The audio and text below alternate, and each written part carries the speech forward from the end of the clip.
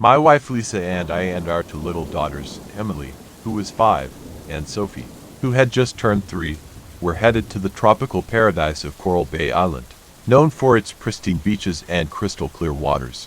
We were all thrilled, especially the girls, who couldn't contain their enthusiasm for their first airplane ride. The airplane was a brand new model, sparkling with modern technology and a shiny interior. We settled into our seats, anticipating the beginning of the adventure. About an hour into the flight, I noticed a commotion a few rows ahead. One of the passengers had fainted, and the flight attendants urgently called for medical assistance. I didn't think much of it at first, knowing that such incidents sometimes happen on flights. The medics who came on board rushed to my aid, and we thought the situation was under control. About an hour later, however, I was overcome by a wave of anxiety. My stomach churned and I felt dizzy. Nausea clawed at my insides. Ignoring the discomfort, I decided to get up and find a restroom to relieve myself, hoping it was just a bout of motion sickness caused by the turbulence. As I approached the galley, I noticed that both toilets were occupied. I was about to return to my seat when suddenly everything around me went dark. The next thing I knew, I was lying on the cold floor, my face throbbing with pain and my left leg screaming in pain. Flight attendants surrounded me, frantically applying ice packs to my back. My disoriented state prevented me from fully comprehending the situation. I heard them say that I had lost consciousness and that my face had knocked the flight attendant's phone off the wall during the fall. In doing so, I suffered a fractured radius bone in my left shin and a third-degree sprain in my left ankle. I lay in pain and confusion for what seemed like hours. Meanwhile, my wife Lisa slept without noticing my absence. When she finally awoke from her slumber, she realized something was wrong. Panic gripped her when she noticed I was missing. She rushed to the galley and found me lying on the floor, shivering and in shock. She demanded blankets from the flight attendants who, because of my disoriented state, didn't even think to ask if I was flying with anyone. As the flight continued, more and more passengers began to faint or pass out. One man fainted in the galley next to me, but this time the flight attendants were prepared, thanks to my previous episode, and made sure he fell as gently as possible. The flight attendants exchanged knowing looks and joked that I was probably just a nervous flyer. I couldn't help but feel uneasy. After all, I'd often flown for work without any problems.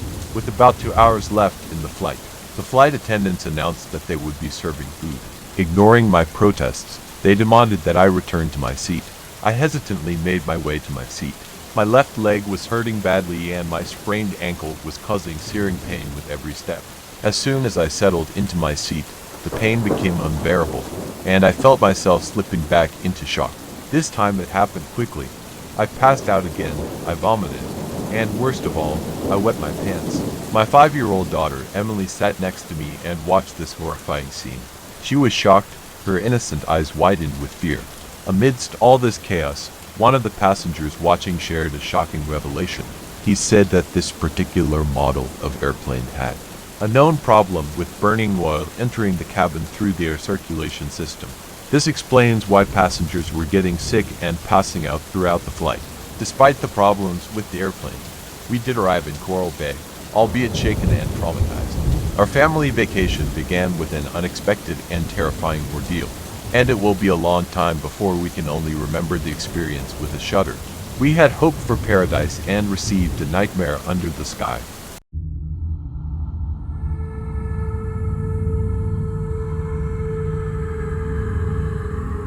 In the heart of Central Asia, amidst the bustling city of Tashkent, 2 strangers found themselves seated side by side on a plane bound for the vibrant city of Dubai.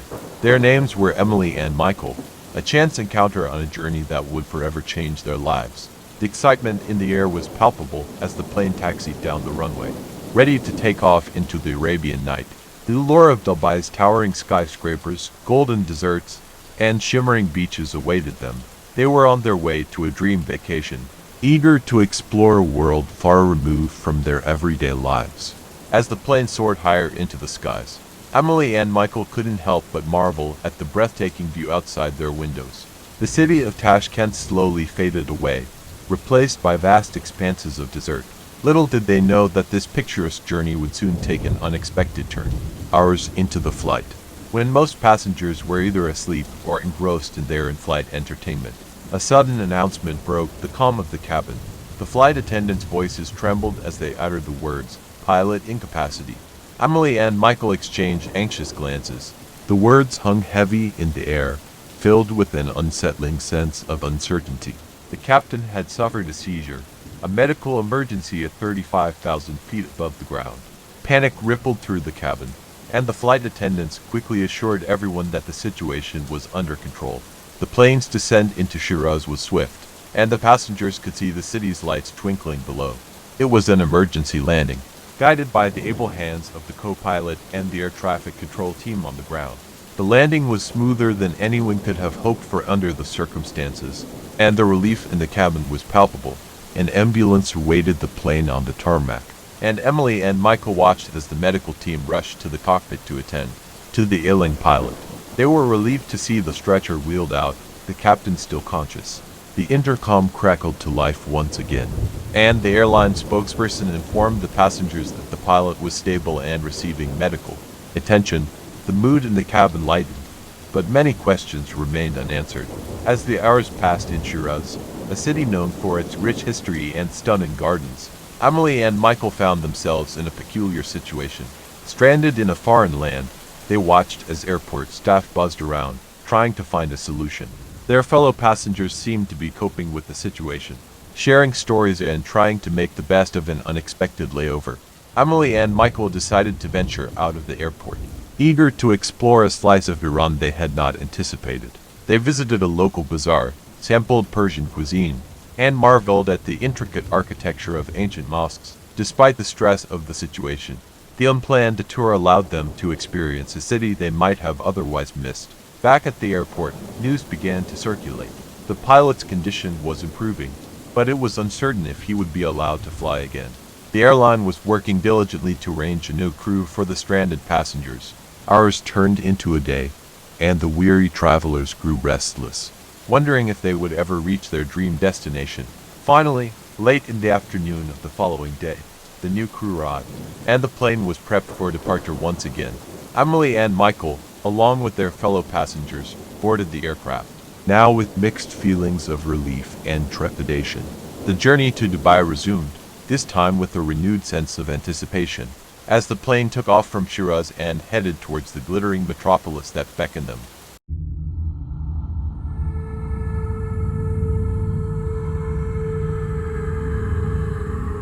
In the heart of the American Midwest, where amber waves of grain stretched as far as the eye could see, lay the city of Wheatfield.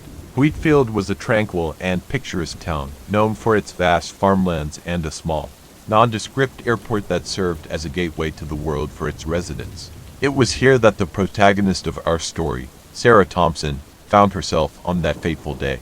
Sarah, a seasoned businesswoman, was on her way to an important meeting in Chicago. She had flown countless times in her career, and the routine of air travel had become second nature to her. Little did she know that this flight would be unlike any other, and it would push her to the brink of terror. As the sun dipped below the horizon, casting a warm, golden glow over the fields, Sarah boarded the regional jet that would take her to Chicago. The flight was packed with a diverse group of travelers, from businessmen engrossed in their laptops to families eager to explore the windy city. It was a typical evening departure from Wheatfield. The airplane taxied to the runway, its engines humming to life. The passengers settled into their seats, and Sarah gazed out of the window, enjoying the view of the rolling plains. Little did she know that, at that very moment, her life was about to take a heart-pounding turn. As the plane accelerated down the runway, the sense of anticipation filled the cabin. But then, a sudden jolt rocked the aircraft, and a collective gasp of alarm swept through the passengers. In the fading light, Sarah could see a flurry of feathers and hear the sickening thud as the airplane hit a flock of geese during takeoff. The collision with the geese was violent, causing the plane to shudder and shake. A loud bang echoed through the cabin, and then, all at once, the lights went out. The passengers were plunged into darkness, and the plane began to descend, the cockpit crew struggling to maintain control. Panic set in as the plane's descent became more pronounced. Sarah's heart pounded in her chest as she clung to her seat, unable to see anything in the inky blackness. Passengers cried out in fear, and the cabin was filled with frantic voices. The airplane's engines had failed, and they were descending rapidly toward the unknown. Amid the chaos, the flight attendants, with trained calmness, tried to reassure the passengers and guide them through the emergency procedures. The plane's emergency lights flickered on, casting an eerie glow over the frightened faces of those on board. The crew communicated with air traffic control, desperately seeking a safe place to land. Moments later, a voice crackled over the intercom. "Ladies and gentlemen, this is your captain speaking. We've experienced an engine failure and have lost all power. We will be making an emergency landing. Please fasten your seatbelts and remain calm." The announcement did little to quell the mounting fear, but the passengers complied, strapping themselves in for the imminent crash landing. Sarah closed her eyes and said a silent prayer, her thoughts racing as the ground loomed closer and closer. The landing was rough, the screech of metal against pavement sending shivers down Sarah's spine. The plane shook violently, but the crew's skill and the aircraft's design ensured that the emergency landing, although far from smooth, was survivable. The cabin erupted into applause as the plane came to a halt on the tarmac, and a collective sigh of relief filled the air. As the passengers disembarked from the plane, they were met with the flashing lights of emergency vehicles and a sense of gratitude that they had survived the harrowing ordeal. The collision with the geese had been a stroke of misfortune, but the skill and training of the cockpit crew had saved their lives. Hours passed as the passengers waited for news of their next flight. The airport staff worked diligently to accommodate the stranded travelers. It turned out that they would have to wait approximately 8 hours for a new airplane to be ready. Sarah and her fellow passengers found themselves in an unlikely situation, strangers, brought together by a brush with death, forced to wait together for their next flight. The atmosphere in the airport terminal was a mix of exhaustion, relief, and camaraderie. As the hours ticked by, stories were exchanged, friendships were formed, and the sense of adventure lingered in the air. Sarah, initially dreading the long delay, found herself in the company of fellow survivors, each with their own tale of the unexpected. In those hours of waiting, she forged connections with people she would have never met otherwise. The experience had reminded her of the fragility of life and the importance of seizing the moment.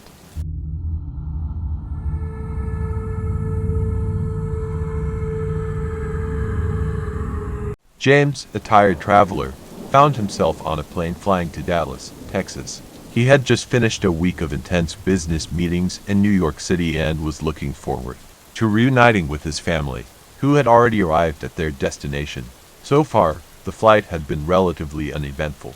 James chose a window seat despite his many flights. He always preferred to admire the scenery below. The plane rose smoothly above the clouds, offering a mesmerizing view of the world below. In the same row as James sat a romantic couple and an elderly woman engrossed in a thick novel. As James approached the middle of the flight, however, a sense of unease began to envelop James. Dark clouds appeared ahead and the sky became increasingly turbulent. The altitude decreased and turbulence increased, and the cabin shook.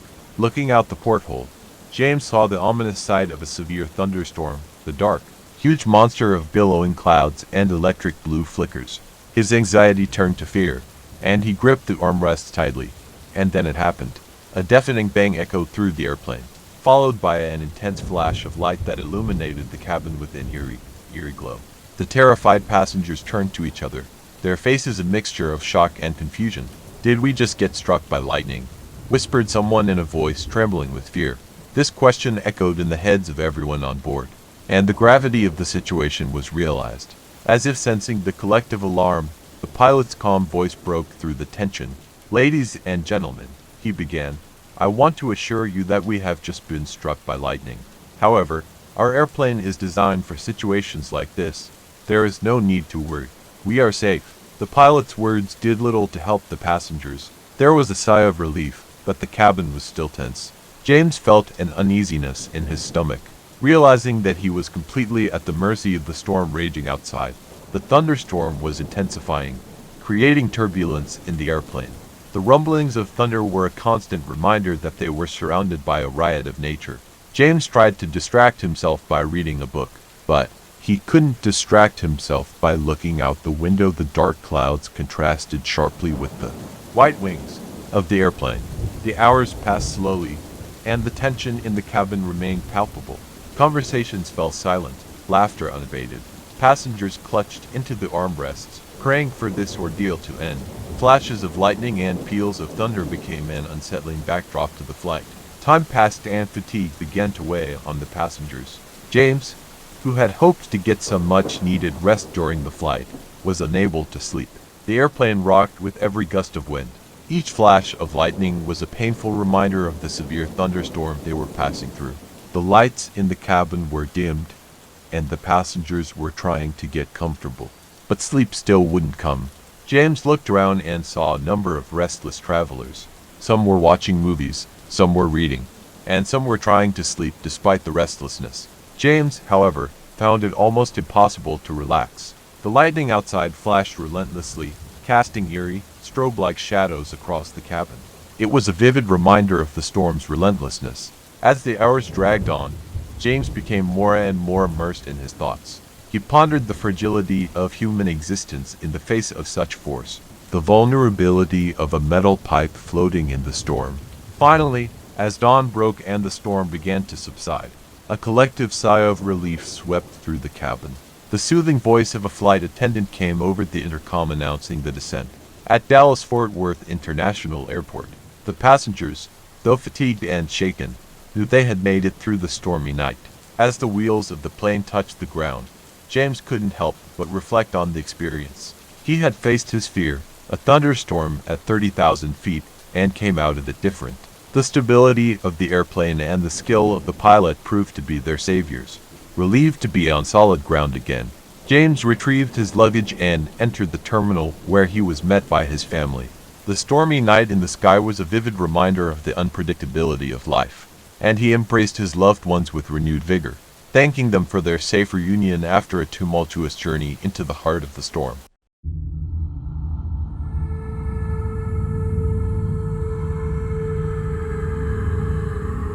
In the bustling city of Covington, nestled among the rolling hills of Ohio, there was an unassuming little airport that most people had never heard of. Covington Airport was a place where dreams took flight and strangers embarked on journeys that would change their lives forever. For Kevin Mitchell, a mild-mannered accountant from Cincinnati, this small airport would become the setting for a life-altering experience. Kevin had always been a creature of habit. He led a quiet life, meticulously planning every detail of his days. But that fateful day, he decided to break free from his routine and take an impromptu flight. It was a sunny afternoon, and a whim led him to the Covington Airport. The decision to board a small, private plane for a quick getaway was entirely out of character for him. As Kevin settled into the small cabin of the single-engine Cessna, he couldn't help but feel a mix of excitement and trepidation. His fellow passengers were a diverse group, ranging from a couple of adventurous backpackers to a family with 2 young children. It seemed like a simple, uneventful journey to an undisclosed destination, and Kevin was eager to escape the monotony of his everyday life. Not during the flight, but the moment the plane started to lift off the ground. The engine Kevin was sitting next to exploded. The deafening roar of the explosion sent shockwaves through the cabin. Panic and chaos gripped the passengers as the plane shuddered and began to lose altitude. Kevin's heart raced, and his mind struggled to process what had just happened. Smoke and acrid fumes filled the cabin, making it difficult to breathe. Passengers screamed, and the children cried. The pilot's voice came over the intercom, strained and frantic. "Brace for impact, brace for impact." Kevin felt a surge of adrenaline. He clutched the armrests of his seat, his knuckles turning white.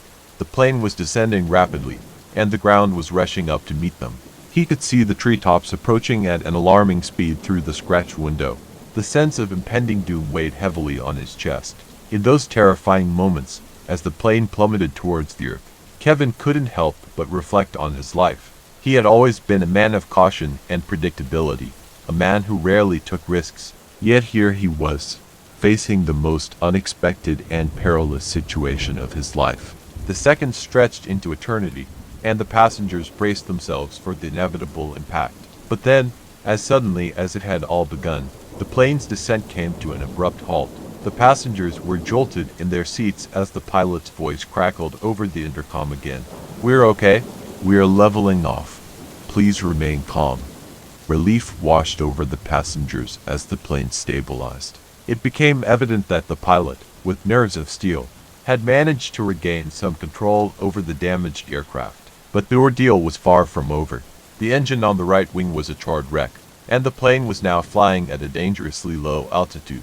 Kevin's thoughts were a whirlwind of emotions. He looked around at the other passengers, their faces still pale with fear.